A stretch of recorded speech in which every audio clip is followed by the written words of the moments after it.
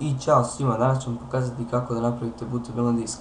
Vjerojatno svi već znate šta je to, ali za one koji ne znaju, evo, naprimjer, ako hoćete da instalirate Windows XP ili neki drugi Windows, i sada, pošto na primjer Windows XP ne može se instalirati sa desktopa, znači njega morate da narežete na disk, ali ne možete ga narežete bilo kako, zato što poslije sistem neće da se bootuje sa diska.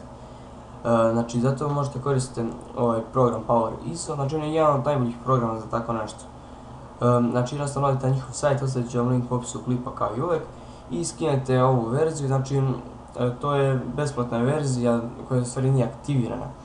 Ali možda nađete punu verziju na internetu, ali nema veze, znači možete da uradite i s ovim programom bez problema. Znači jednostavno odaberete, znači ako imate 32-bitni operativni sistem, znači odaberete prvo, ako imate 64-bitni operativni sistem, onda idete drugo. Meni je 32-bitni, znači idemo ovdje prvo, ali ja već imam taj program. Tako da to neću da radim. I znači dobijete ovdje instalaciju, samo instalirate, znači lako sve, samo uđete u program, idete next, next, next, znači znate kako to već ide. I na kraju kad se završi instalacija dobijete program.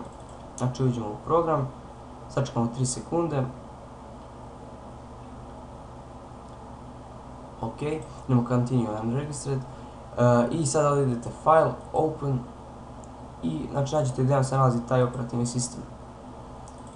Evo meni se nalazi znači XP ovdje, znači možete bilo koji drugi Windows operativni sistem, ali mislim da može i neki drugi, mislim da može i Linux i macOS X, ali nisam to još probao.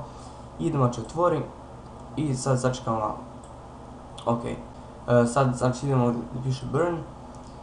I znači ovdje na prvom mjestu se nalazi lokacija vašeg diska, na drugom mjestu se nalazi vaš rezač, znači ako imate više rezača da vidite koji god hoćete, i znači podesite brzinu rezanja. Znači možete ići na maksimum, možete i na minimum, ali ja neću staviti na 8 puta.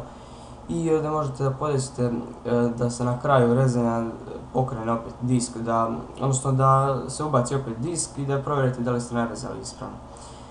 Ali to neću raditi, idemo samo burn, ali ja trenutno nemam disk u računaru, tako da će mi se ovdje nešto pojaviti.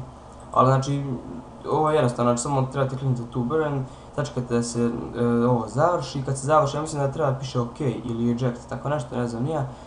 I samo tu kliknete, izvadite disk i možete ga koristiti. I eto, to je bilo to, hvala što ste gledali klip, ne zaboravite da lajkujete, šerujete i komentarišete video i da subscribe-ujete na moj kanal. Vidimo se u sljedećem klipu i to je to.